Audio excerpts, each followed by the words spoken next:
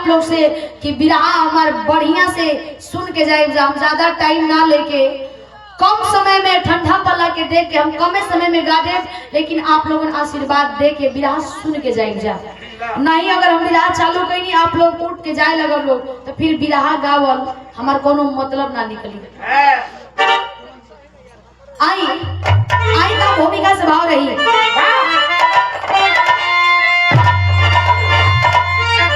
धन की धारा में सारा धर्म बह गया,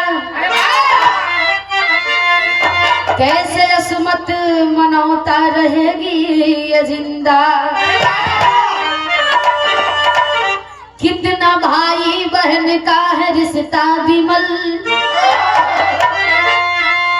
लुट रहे आज राखी की कीमत दरिंदा।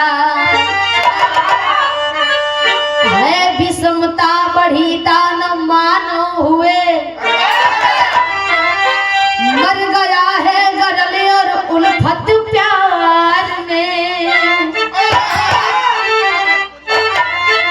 कातिल जो खन्नरक जिंदगी बन गई,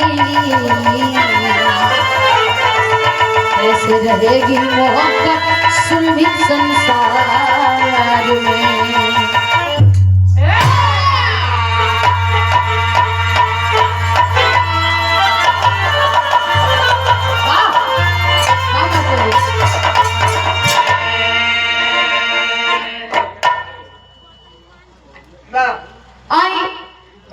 बतावल जाता कि कितना बढ़िया पवित्र साफ सुथरा रिश्ता है, रिश्ता में रिश्ता होला भाई और बहन के। लेकिन आज वो रिश्ता कलंक होत बा, वो रिश्ता पर दाग लग गई। इंसान के माथे पर एक बार दाग लग जाला, चरित्र पर दाग लग जाला। कपड़ा का दाग धुल जाई छूट जाई, लेकिन चरित्र का दाग कलंक कबो नहीं छूटत कबो नहीं मिटे। हम बताई कि रिश्ता कितना अनमोल होला। ई धरती ऐसा धरती है कि यहाँ हर रिश्ता के मायने देहल जाला। मेहमान नवाजी करे लोग कहल जाला कि अतिथि देवो भव, भगवान के रूप होला अतिथि। बिना तिथि के लोग अतिथि महोदय वहां पहुंच जाते हैं, फिर भी लोग स्वागत उसी तरह करते हैं जैसे करना चाहिए। लेकिन बारे लिखे वाला कवि जी के बहुत बहुत हम धन्यवाद देते नहीं। आई बिरहा ने एक कव्वाली लगता।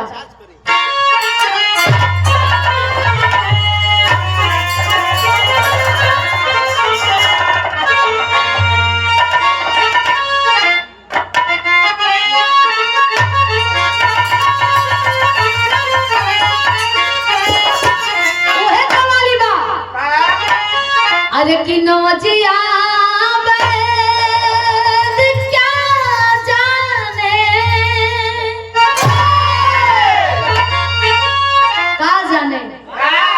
अंग्रेजी वाला के जेबा तो आयुर्वेदिक के हल्का जाने, आयुर्वेदिक वाला के जेबा तो अंग्रेजी का हल्का जाने। जब आयुर्वेदिक आ अंग्रेजी दोनों टकराला तो बड़ा विस्फोट होला एकर, है ना। तो उससे बेहतर के जाने तो यही टकरावा में केहू का जिंदगी ले लेबा।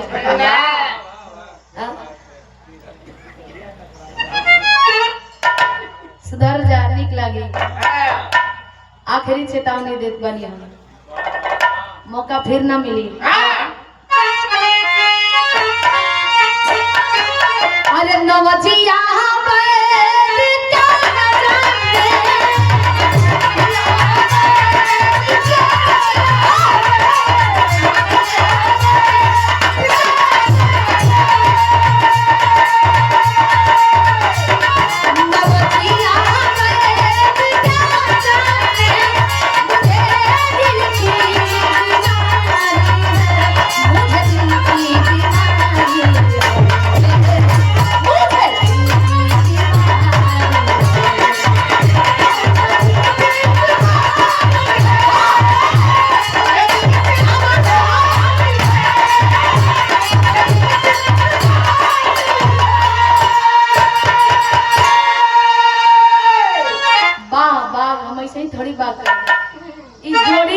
जोड़ी हमरा लागता कि 50 साल से जुड़ल बा। लेकिन भाव दिहल गइल कवि बा बैठा दो। अरे छोटका ननका बबुआ बा उसको बैठावा आवा।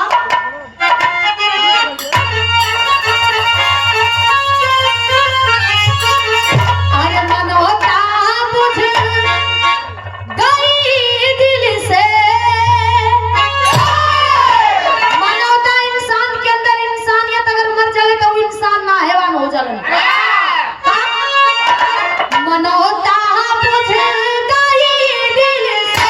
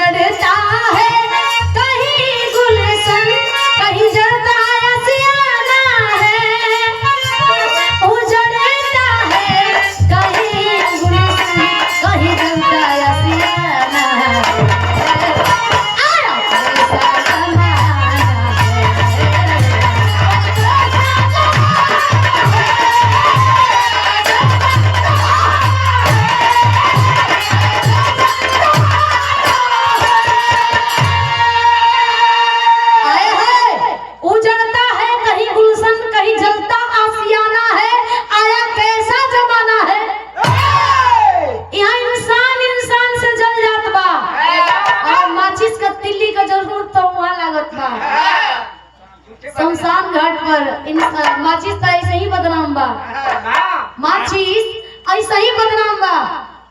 ए महाराज ये गलत काम बा, ना ना न को और ना ये का ना ए भैया यहाँ चलन इंसान के इंसान सभा देख के लोग जल जाता।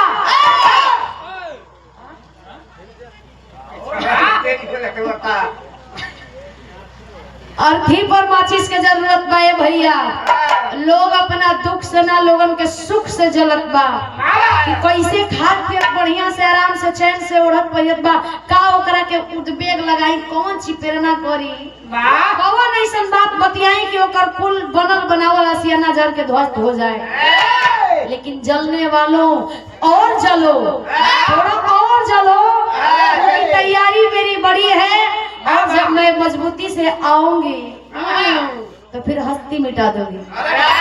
थोड़ा और जलने का कष्ट कर लो,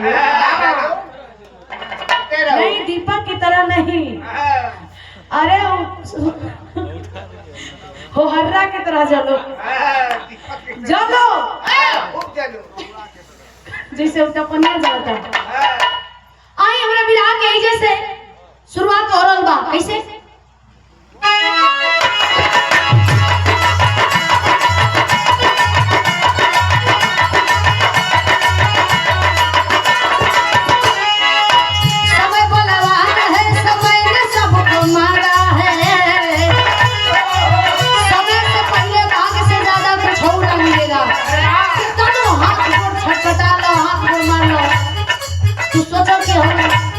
फल लगेला एगो आम पहले पाक जाला और दूसरा का आम कनिक 2 दिन के बाद पाके 4 दिन के बाद पाकेला।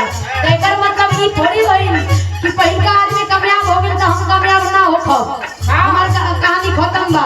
नहीं, धैर्य रखिए, सबसे बड़ा धैर्य और समय पे विश्वास रखिए और खुद के मेहनत पे विश्वास रखिए। एक न एक दिन आप भी कामयाब जरूर हो जाएंगे। क्या? समय बलवान है, समय ने सबको मारा है। समय बलवान है, समय ने सबको मारा है। बचा कोई नहीं है, समय से सब हारा है।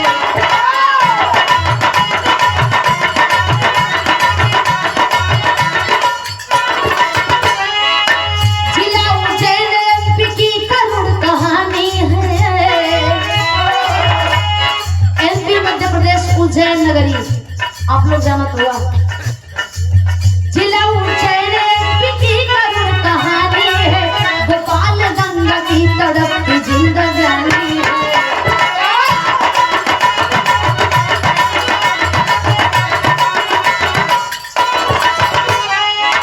चंद्रमा बेटा बेटी चांदनी दुलारी थी। गोपाल गंगा के कोख में 2 औलाद, एक बेटा एक बेटिया, दोनों औलाद के नाम, बेटवा के नाम चंद्रमा और बेटिया के नाम चांदनी बतावल गई बा।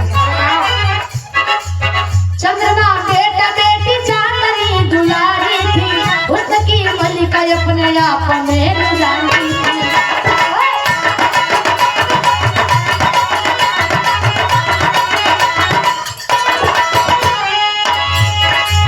बिचारी गंगा माँ भारी कैंसर से जूझ रही। बिचारी गंगा माँ भारी कैंसर से जूझ रही। पति गोपाल के घर के वो समा जूझ रही।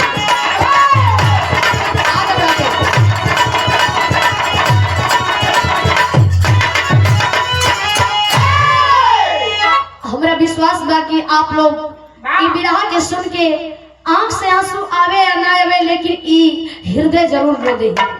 इंसान सिर्फ आंख से आंसू बहा देला उसे ना होला, रोवे के ई आत्मा रोवेला। और जब आत्मा रोवेला ई दिल रोवेला।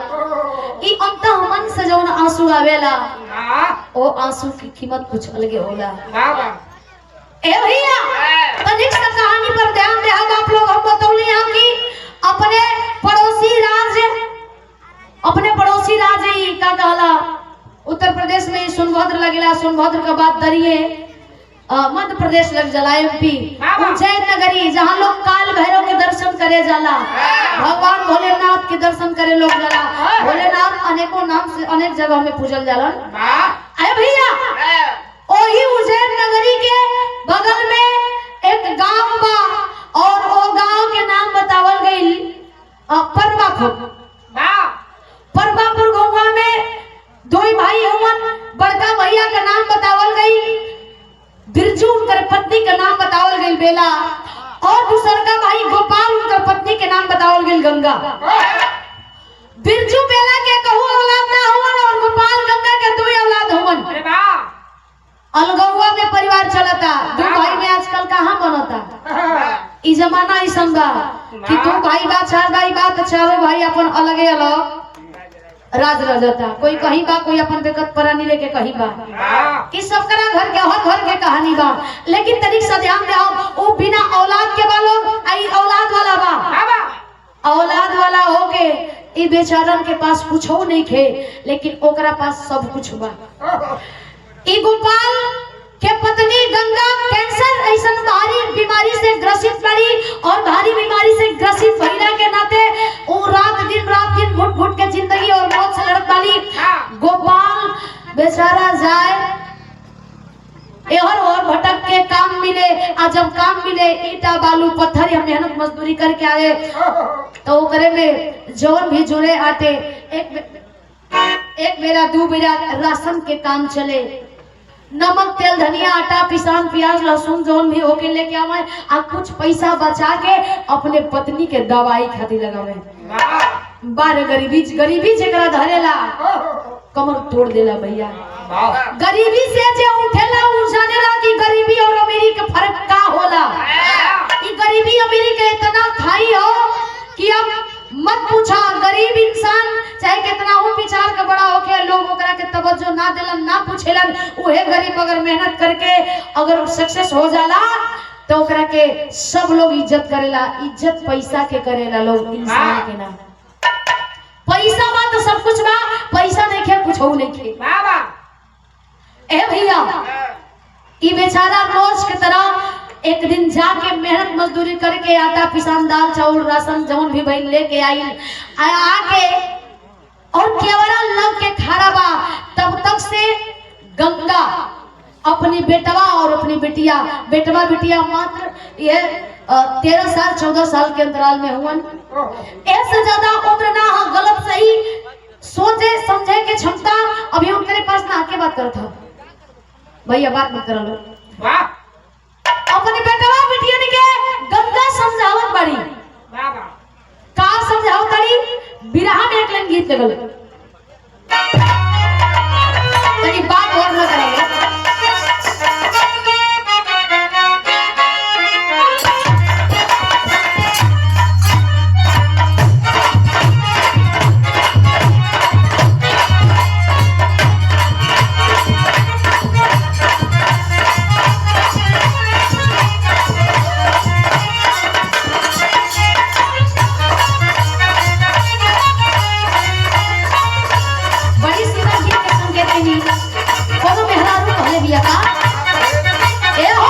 कहीं पे जब से बाहर आया आवे बार हो चिड़िया बन के उड़ रही है।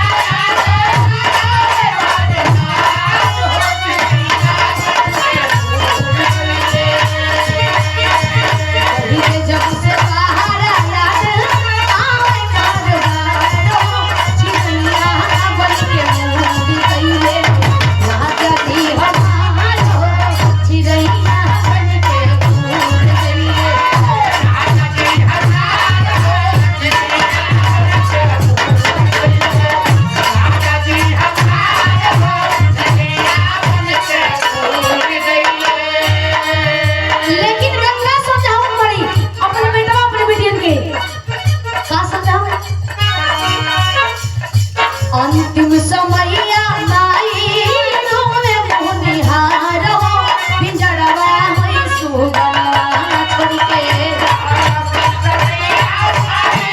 रोवे मोनिहार हो पिंजड़वा से सुगना छोड़ के।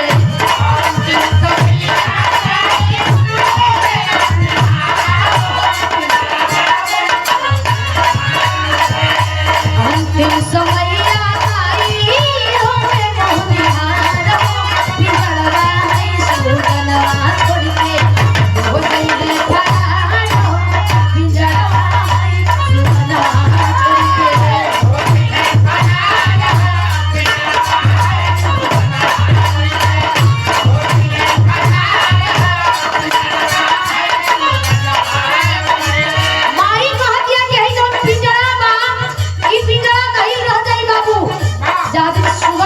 यानी कि सांस रूपी सुगंधा जौनी शरीर में बास के लिए बा, इस सुगंधा जाने निकल जाई पंछी उड़ जाई तई धई के धई रह जाई, कोई ना पूछवा रही। कोनो पहलू नहीं के हमार ए बेटा ए बेटी बचवा तो के हम बता देता नहीं कि अपनी बिटिया के और अपने बहनी के अपने बेटी के जैसन बनी हो। बाबू रह या ना रह, माई रह या ना रह, ई बिटिया के तोहरे ऊपर सौंप के हम जात बानी। हमार जिंदगी के कोनो ठीक नहीं खे चंद्रमा, चांदनी और चंद्रमा के समझौत बड़ी। तब तक से दरवाजा से केवरा लग के सुनत हुआ गोपाल आके कहन की पागल हो। ये कुछ समझाओ जला लड़का लड़किन के दिमाग में उल्टा सीधा बात चले लगेला, ना समझाओ ना बताओ जला ये चीज हम और तू न जानता नहीं जा। लेकिन कह तरीका मुरली यादव भैया नगरा से 100 रुपये के आशीर्वाद दिलवाने बहुत बहुत प्रणाम बका। रोवे ये कबर भाई हे कबर बाबुआ बनेनिया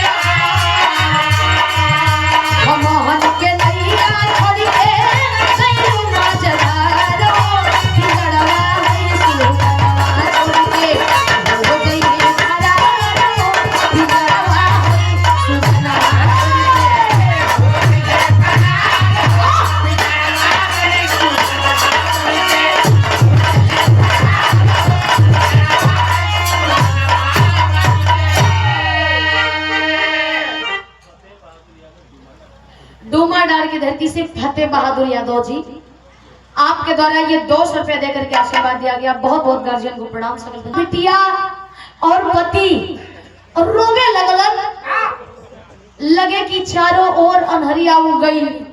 लगलन सोचे कि अरे आई दूगो बचवा बचियन के लेके हम करा दुआरी लागब, हमन के छोड़ के चल गई तू, ऐसे ना जाए के चाहत रहल। आए हाय बीमारी तक कहिए से रहल, लेकिन जब मौका पावे तो बेचारी गंगा अचरा के आड़ लेके सिसकी लेके रोवे, और जब मौका पावे, जब गम सतावे कि हमार पत्नी हमसे दूर चल जाई, तो वो पति गोपाल भी तकिया के सहारा लेके रोवे। ये होला पति पत्नी का रिश्ता। आए हाय लेकिन अपने बिटिया के, अपने बेटवा के समझावत बड़न, गोपाल समझावत बड़न, गांव भर के लोग जुटल बा, समझावत बा, जनाजा उठल बा। आए पंच लोग अंतिम क्रियाक्रम कैलन। अंतिम क्रियाक्रम कैला के बाद लोग अंतिम क्रिया हमरा लागत है कि 13 दिन पर हो जाला ना, 13 ही कहल जाला। 13 दिन भइल बा, धीरे धीरे 2-3 दिन और बीतल बा, 15 से 17 दिन बीतल बा। तो सब पहुनी जितना होले नेवतहरी लोग निकल जाला अपना अपना घरे दुआरे, तो घर एकदम खाली खाली हो जाला, खाली सुना बा घर। बेटवा बेटियन के मुंह देख के, चेहरा निहार के, अब माथे हाथ रख के रोवत बड़न। गोपाल कलन की बारे मालिक समय का बेरा, गजब नाच नचौले बड़ा। इस समय हम कबो सोचले ना रहली हमरा पैसा कहर बरसई बा। लेकिन देखी बिरहा में गीत लगता,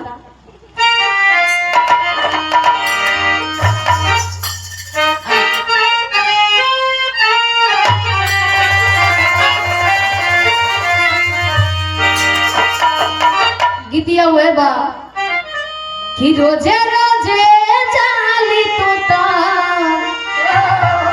पिया के नगरिया, आ कहियो ना आवस तोरा संगे मोर सवरिया,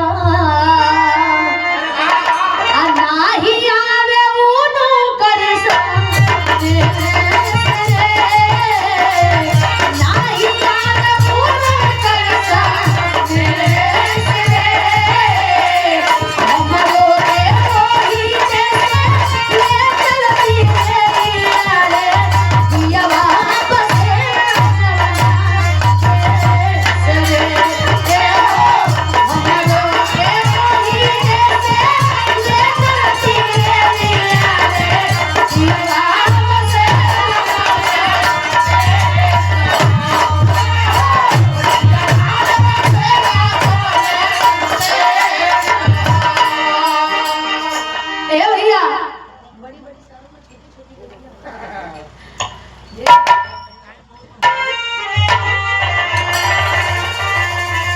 अरे बाप बियोगी भइले खबर से नजरिया, आ हमन के छोड़ चली गईलू सवरिया, आ तोड़लू सनेहिया के डोरो, तोड़लू सनेहिया के डोरो, तोहरा हो गया सगरो ओइला ओइला हो, भला मेरे हरिया के मोर हो, भला मेरे हरिया के मोर हो।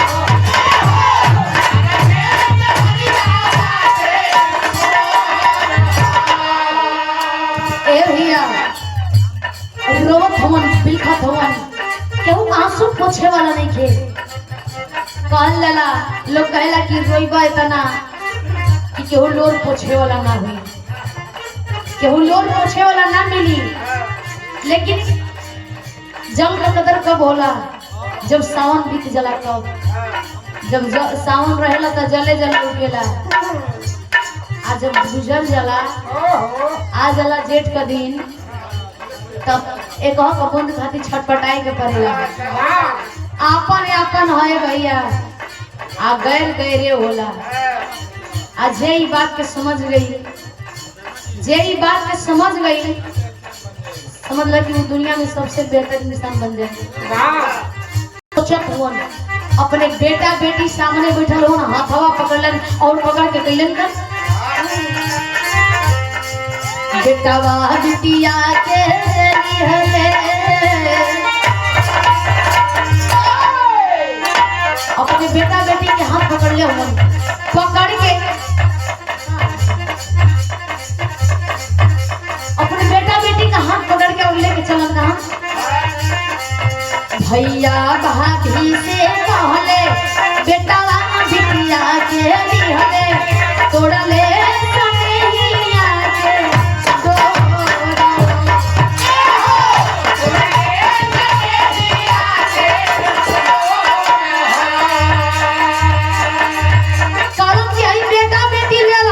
भैया भैया भैया कलम के आई बेटा बेटी लेला केकरा के देत हुन अपने भैया बिरजू और अपने बड़की भौजाई बेला की कहत की असमान जनिया कि बेटा बेटी हमार ना तोहर जानी के हुन और इतना प्यार दुलार दिया, इतना प्यार दुलार दिया कि हमार याद तक इन्हन के न आवे, हमार प्यार दुलार फीका पड़ जाए तो हम जाने के प्यार किया आगे बारे बाबू उठा के लेके गईलन और अपने बेटवा बेटियन के बेला बिरजू के थमा दलन और जौन भी जमीन जायदाद के कागजात रहल ओकरा के लेके गईलन। कल की आधा हिस्सा पसाइन तोरा के कर देते भैया और आधा हिस्सा पसाइन हम अपने बेटा के नामे कर देते हैं, लेकिन इन्हन के पालन पोषण बढ़िया से कर दिया, पालन पोषण बढ़िया से कर दिया लो।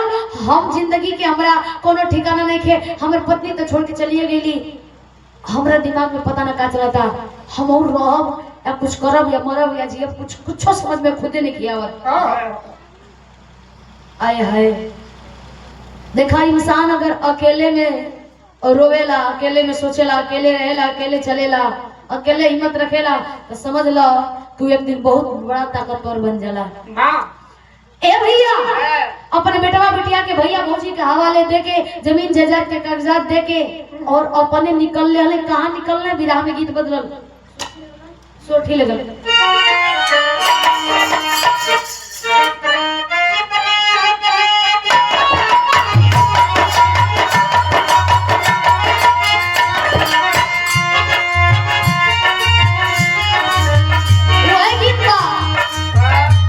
काला काला छाता काला काला छाता काला काला छाता झूलनी बिचारा सासा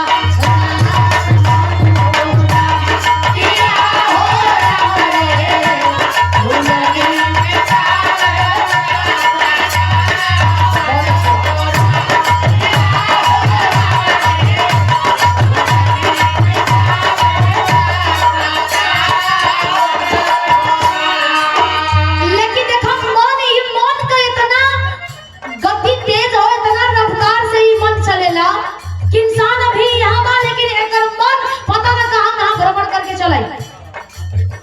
आंतरिक शक्ति इतना ताकतवर होले अंता मन से आदमी इजा बैठल बा लेकिन सोचता कि हम इजा जात बनी हो जात बनी हई जा के आउ काम करके चलेंगे सेकंड एक पल में कहीं से भी मन घूम के चलावेला। हां कई मन देखा मन इतना चंचल बा कि एकरा के कोई बांध के रख ना पाई, लेकिन भैया इस सोचत हवन एका एक मन बदलल बा। का मन बदलल बा?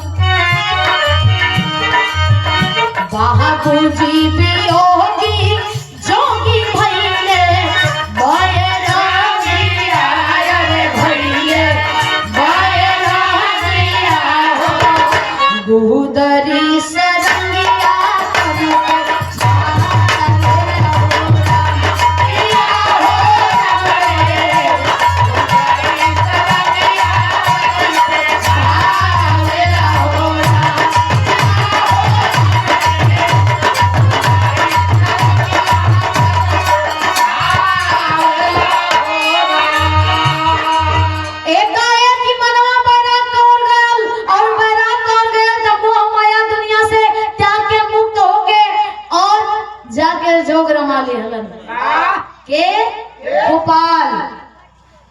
बेला बिरजू के भाई गंगा के पति गोपाल यानी कि चंद्रमा और चांदनी के बाबूजी अकेलापन महसूस कैलन। अच्छा था इंसान के फितरत देखा,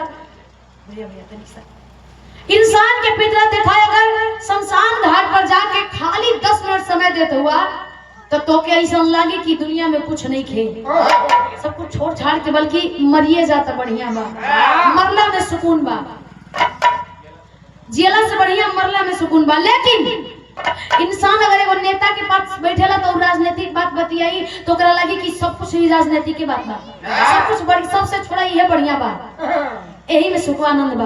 और एक नेता सॉरी एक आदमी हॉस्पिटल में जाके देखता है तो वहाँ एक एक पल के लिए इंसान जिंदगी और मौत से लड़ता है, तो वहाँ समझ में आता है कि जीवन जीना कितना कठिन है और ये जीना कितना कीमती है, ये जिंदगी एक एक पल का सांस कितना कीमती बा। और एगो जोगी एगो साधु के पास बैठा बा तो तोहरा 2 मिनट में एहसास हो जाई कि दुनिया मोह माया बा, सारा त्याग के हम हो यही में चल लेती। जैसन खैबयान वैसन हुई मन, जैसन रखब संगत वैसन असर तो पड़बे करी, भले पलई का हाथ टूट जाएगी असर तो पड़बे करी।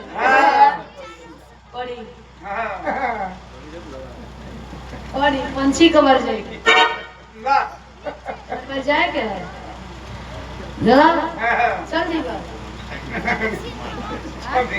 छवि सुनाई जाएंगे रम धीरे धीरे भीतर काचे साला के सवारिया बचसाला के सवारिया हो बड़ा का बाबू माई भैया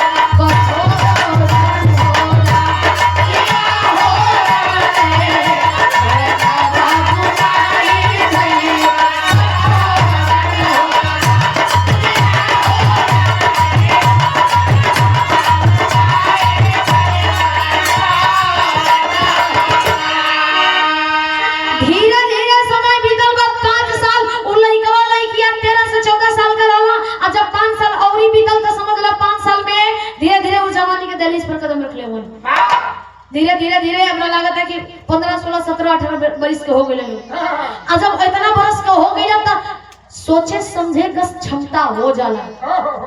लोग कहेला कि ई लड़का अब सयान हो गई, लड़की सयान हो गई, योग्य हो गई, जेकर जैसन भावना वैसन कहेला लोग। लेकिन सोचे परखे के क्षमता आ जाला विशेष रूप से।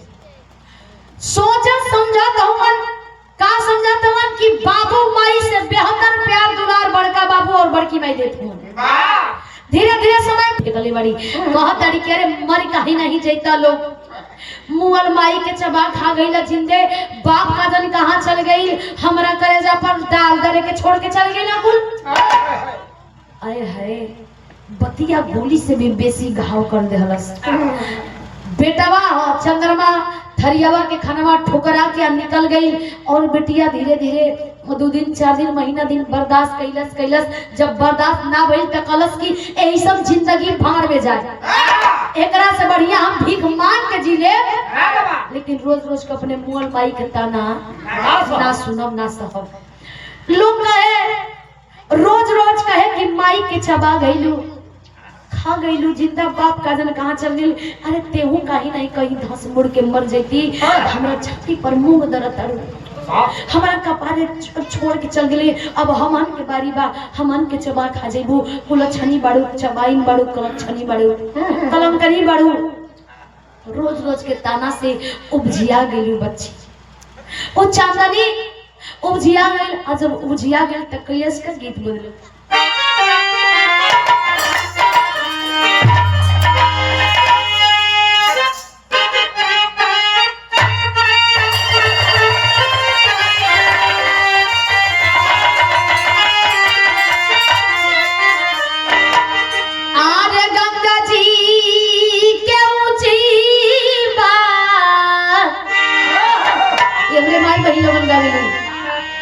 अरे अरियानु हो कि वो पे बैठे भगवान। लेकिन भाव का कवि जी लिखत नहीं, आर बेटी भारे बेटी कितना सतावल जाली, आर बेटी बनी गई अब रही जानू,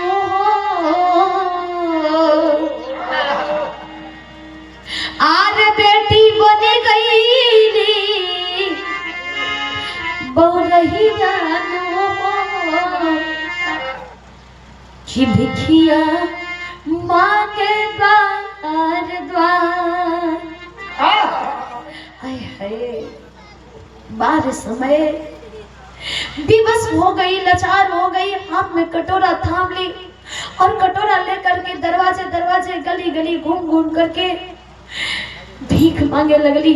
पेट गया गईसा ना भाभी, पेट खातिर के कोई भीख दे देवे, कोई देख के दरवाजा बंद करे, कोई बोली को बोली बोल देवे, कोई ताना मारे कैसन दे लेके भीख मांगत और तोरा शर्म नहीं खिलागत, लेकिन एक शब्द निकले कि विवश बानी, लाचार बानी, समय का मारल बानी बाबूजी, सब समय करावत, हम मजबूर बानी, लाचार बानी हम। भीख मांगत दे आवा,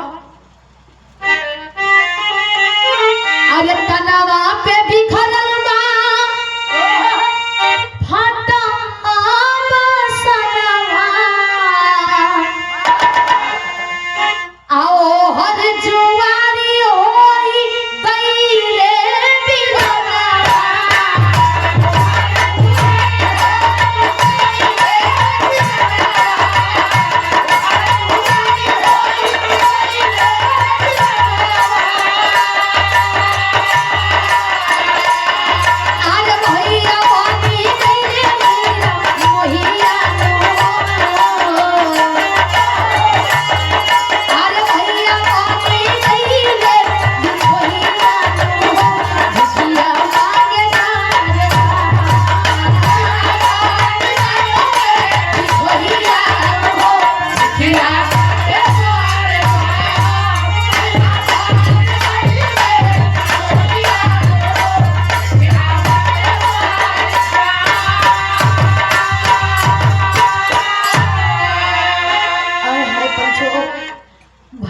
धीरे धीरे संगत में पढ़ के लगन, गलत संगत में पढ़ के गलत गलत काम करे। यार फटा बासन पहले और तन पे तन ढाक के कटोरा लेके दर दर भटकत दिया, भीख मांगत दारू चर्च और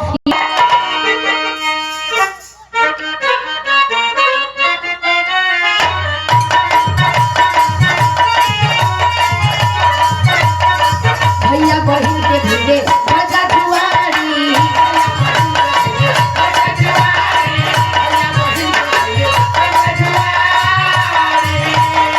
भैया बना सा भविष्य के बनारी,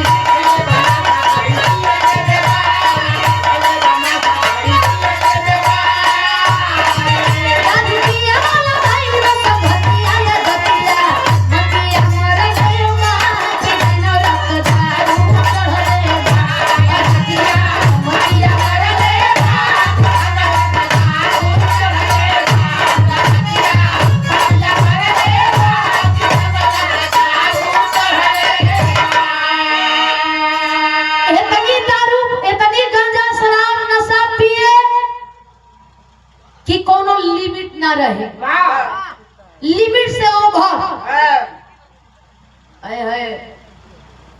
लेकिन जब दोस्तवा कुल कहलन तब दोस्तवा कुल के कहला पर आके बहनिया के खोजत बा, दर दर खोजत बा कि हर बिया कहाँ बिया, हरे तो रहे ले कहाँ बिया, जाके पा गई। आज जब मिल गई तो बहनिया जब देखली बिया तो आंख से आंसू झरझर झरझर बात बकत बिया, भैया अकेला भैया कहाँ रहला भैया, हाथ पकड़ के कलश भैया चल ना तोरा के खाना देत बानी कुछ खा ले, पता ना इतना दिन से कहाँ रहले हो। अरे माई के मरला के बाद बाबूजी हमनी के छोड़ के पता ना कहाँ चल गेले। माई काले रहे ना भैया की मर जाइए तो बाबू रे अपने बहनी के अपनी बेटी हंसजनी एकर ख्याल तू ही करिए। तो उस साथ छोड़ के पता ना कहाँ चल गई भैया। आ गई आय हाय हाथ पकड़ के कहती है बैठ ना, बैठ भैया।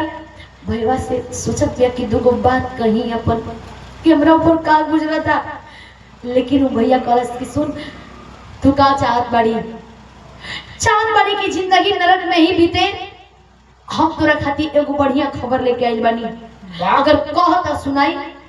बहनिया कहलस कि कह ना भैया, तू भाई हवे, कोनो खबर देबे कोनो बात कहबे त हमरा खातिर हमरा भलाइए खातिर न कहबे। अहे इतना बहन के अपने भाई पर विश्वास उठला।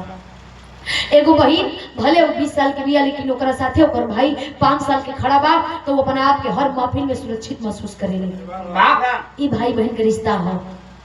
बहनिया कहलस भैया कहना, भैया कहलस कि तू का नहीं चाहत कि हमनी के ऐशो आराम के जिंदगी जियल जाओ, रोज हमन का लाखों लाख हजारों हजार कमाई जाओ, महीना के लाखों आराम से ऐशो आराम में हमन के जिंदगी कटे। बहन कहलस एकदम हम वो चाहता नहीं कि भीख मंगला से निजात मिल जाए, छुटकारा मिल जाए चीज। कहलस बहिन से एक दिन भैया मोरैया,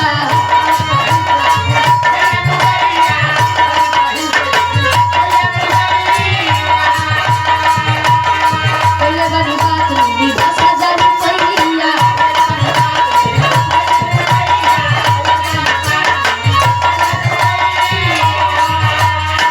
तब बड़ी बड़ा होता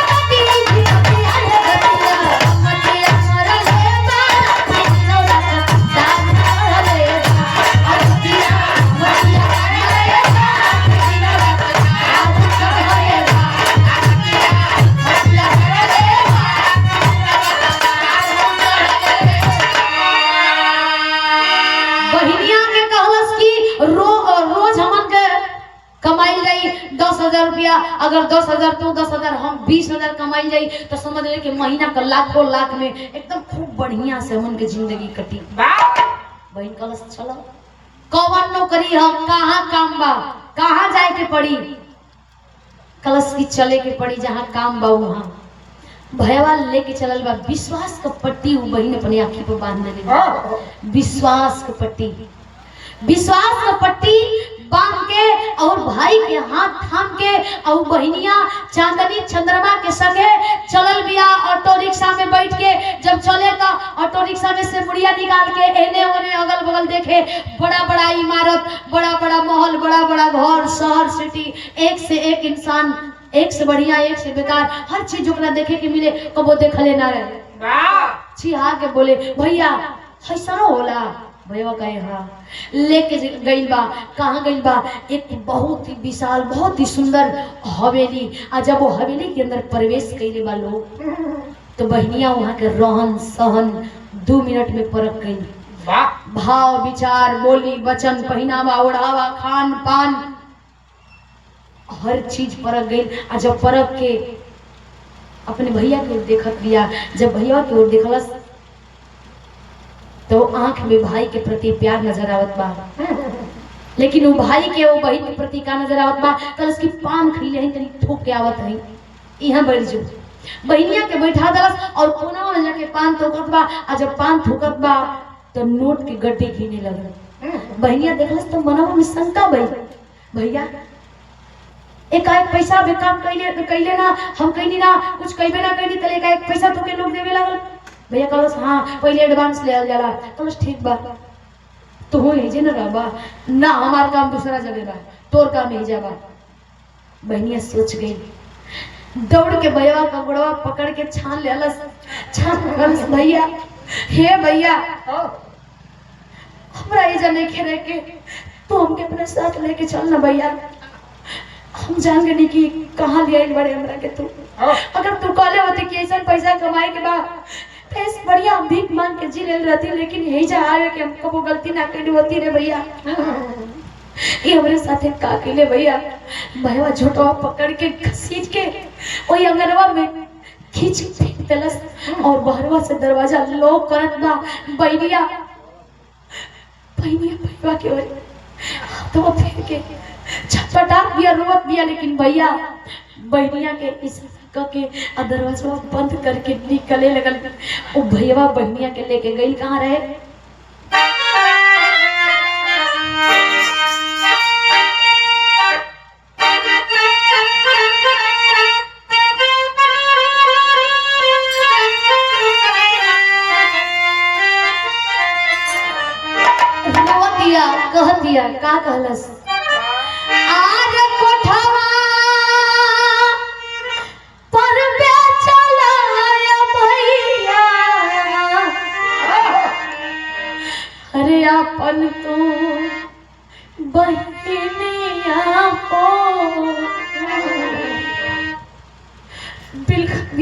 छटपटात पिया ई करे जाने के मन बार बहन बार बला आरे कोठा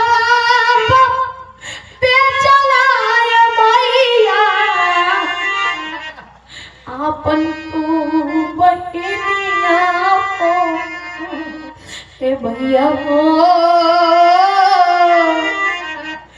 अरे भूल गई लो रखिया के प्यार बोला रुपया झरझर झरझर आँख से आंसू बहुत कलश की बार मालिक सब समय हमारे नसीब में निकले रहा जमुना भाई पर विश्वास करनी आज हुए भाई हमारा के ए दरवाजा तक ए दहलीज तक लिया के खड़ा कर देलस रोले बन के पता ही चलता क्यों अपन नहीं के दिखा चारों तरफ ताकत भी है क्यों अपन नहीं के लोग क्यों सहारा नहीं के लोग घिन आवता कहतिया कि चोरे भैया जो अरे राखी की कीमत भी तू संसार का दले राखी के धागा भी आज बिलक पड़ल राखी के धागा कि कैसन भाई के बहन बनी कैसन अभागन बनी सच में बड़की भाई हमरा ताना मारत रहे ना कि तू अभागन है अभागन बना के चल दिले भैया रोबे लगल और रो के ऊपर वाला से एक विनती के लिए का कहले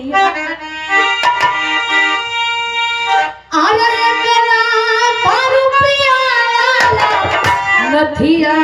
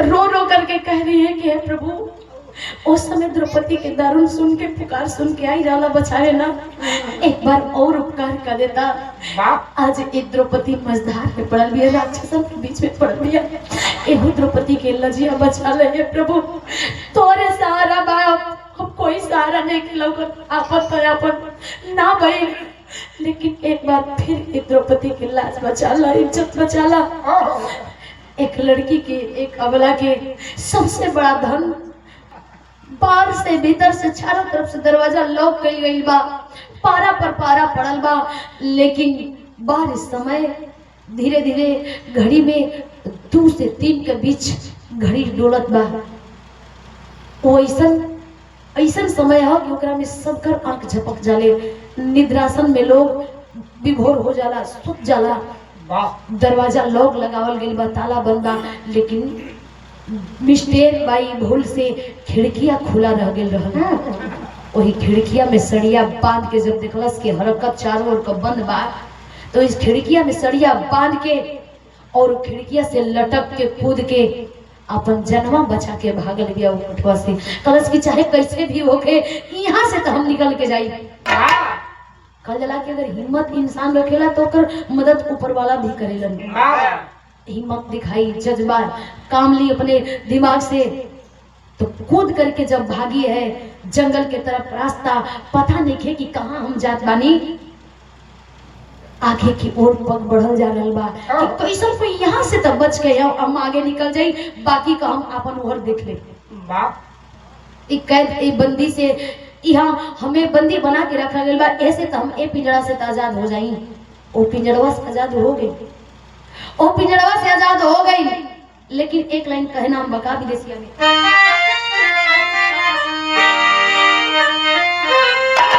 अरे इज्जत बचा के भगली, अरे बला बहिनिया हो, अरे घेरल बाटे रतिया अनहरिया बाबूजी। अनहरिया रात बा, आगे की ओर निकलल जात बिया, रास्ता का पता नहीं खे कि हम क्यों ने राहे जात बानी, बस हमरा यहाँ से जाए के बा। धीरे धीरे धीरे 4 बजल बा। आज जब 4 बजल बा तो पता चलल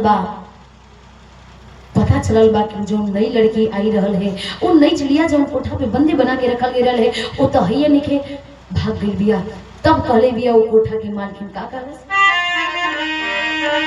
अरे कोठावा के मालकिन बुलबुल, अरे काली हवस खोरवन से,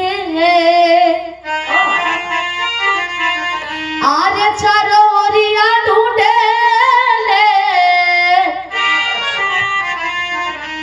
मुदैया बाबूजी।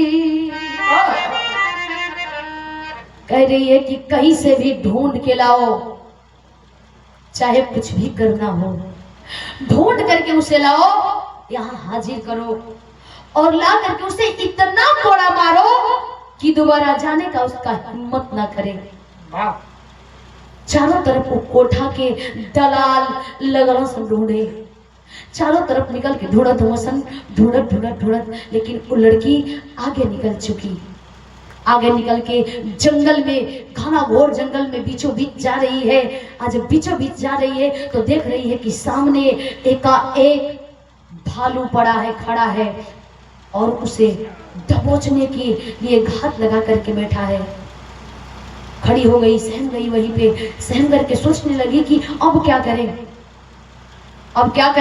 दौड़ करके अगल बगल में झाड़ी रहल, वही झड़िया में छलांग लगा के कूद गई। अब कटीली झाड़ी में कूदल बिया, तब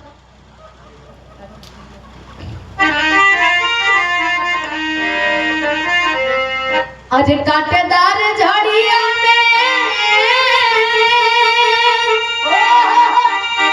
आजा के कूदी गई हो, आर खून से रंगाई गई कोमला शरीरिया, खून से लथपथ हो गई। ठंडी की रात, अंधेरिया रात, सर्दी वाला, सब झाड़ी में जान बचावे खातिर कूदल ही। वो भालू वहां से 10 मिनट बाद निकल, सहम गई, करेजवा बिहर गई, रोवे लगलन, पूछे लगलन कि कैलस के आखिर काहे से कैलू, यहाँ का कैलू कैसे।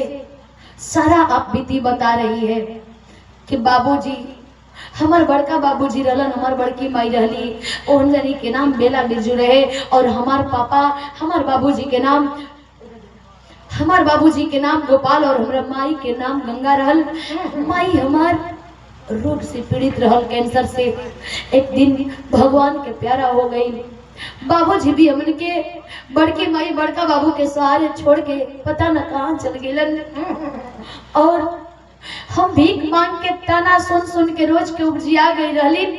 तब भीख मांग के अपन गुजारा करे लगलीन। और हमार एक भाई रहल, जब ना भैया के नाम चंद्रमा बतावल गई बा, वो भैया औरत के संग पकड़ के लगल, गलत काम करे लगल, नशा खाए पिए, और वही नशा के धूत में ये अपने बहनिया चांदनी की कोठा तक ले जाके बैठा दलस, और वो कोठा से जान बचा के आज तीसरा दिन बाद बिना कुछ खाए पिए, अन्न बिना, पानी बिना हम वहाँ से अपन जान बचा के भागल बानी और यहाँ अली। हाँ तो देखनी सामने जंगली जानवर हमरा पवार करे वाला रहल है, तो हम इस झाड़ी में अपन जान बचावे खातिर कूद गनी।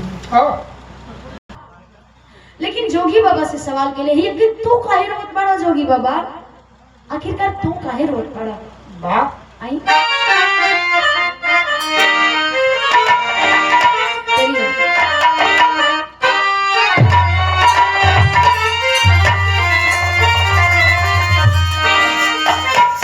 इजतिया इजतिया कैसे अबलन के बची हो, इजतिया कैसे अबलन के बची,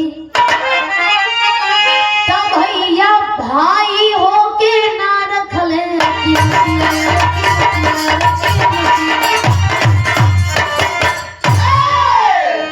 इज्जतिया कैसे अबलन के बची। हमरे का जोगी बाबा हो, अरे जोगी बाबा हो काहे रोवेला आपन हसुआ, जोगी बाबा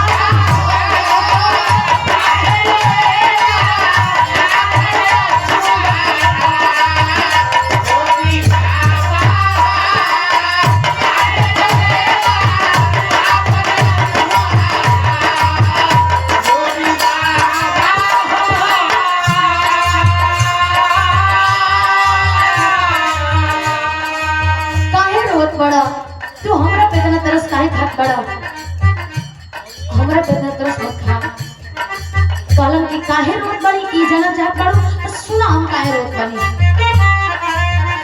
इहे विधाता के लिखल करम में सहे के बाद दुखदाई हो, भाई बंधु छुटले बहिनी छुटले अपन लुगाई, हमारी बिटिया कि हमारी बिटिया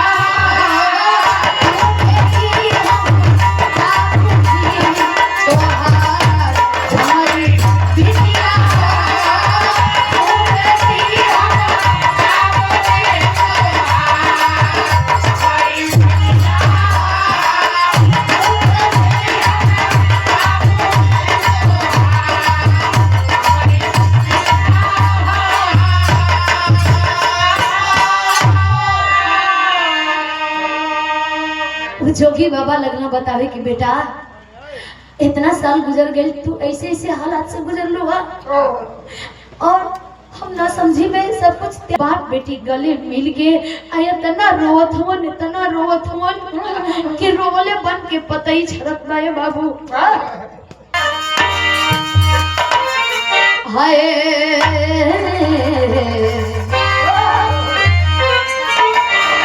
सोनवा से बढ़ के अबरू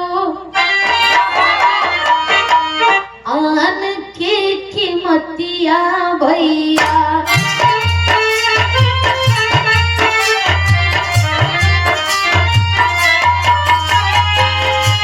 कनवा से बढ़ के भोला ममता दुला,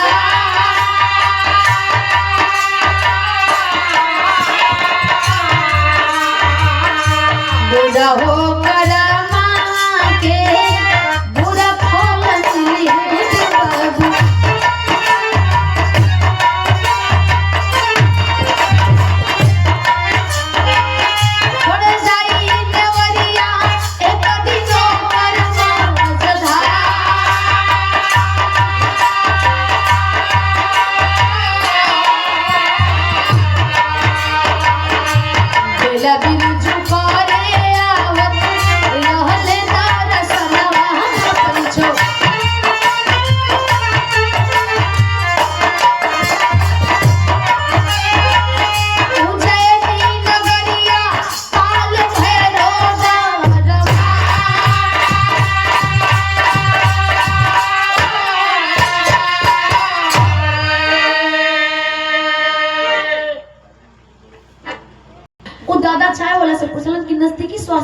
कहाँ बा?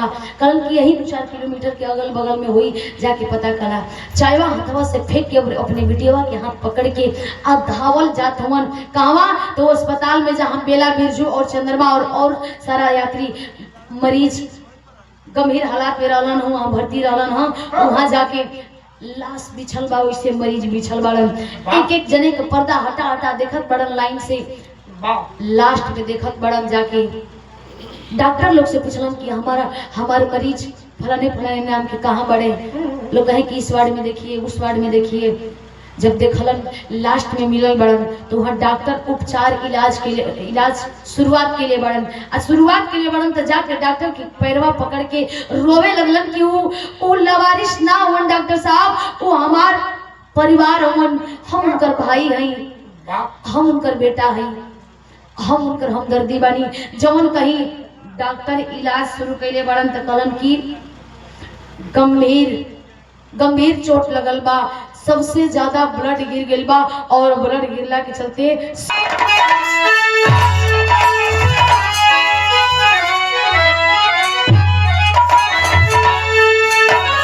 तब बाप बेटी अपने तन के भैया देखे खुनावा, बड़का बाबू माई भैया के बचवले जनवा।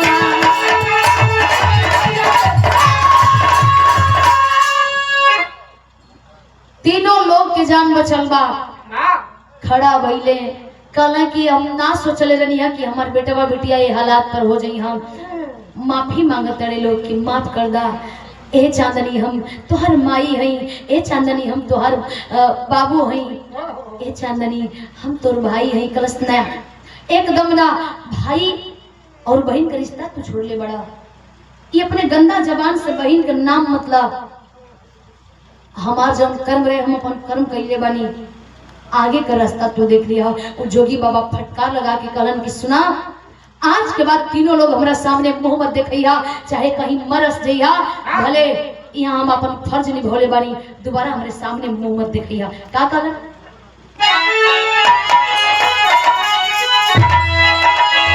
धन्य हो बेटी हमर चांदनी बहिनिया, आँखों नवा दे के ये बहिनी बचवलू जिंदगनिया। कहलन कि माफ कर दा। कलश नाना, लेकिन जोगी बाबा का कहलन? जोगी अपने बिटिया के कई देहाले सगैया, आ देखब केतना दिनमा भैले या भागा भैया। भैया हो, कभी जी लिखत हुन कितना ऊंचा बात कि बेटी ऐसा हो।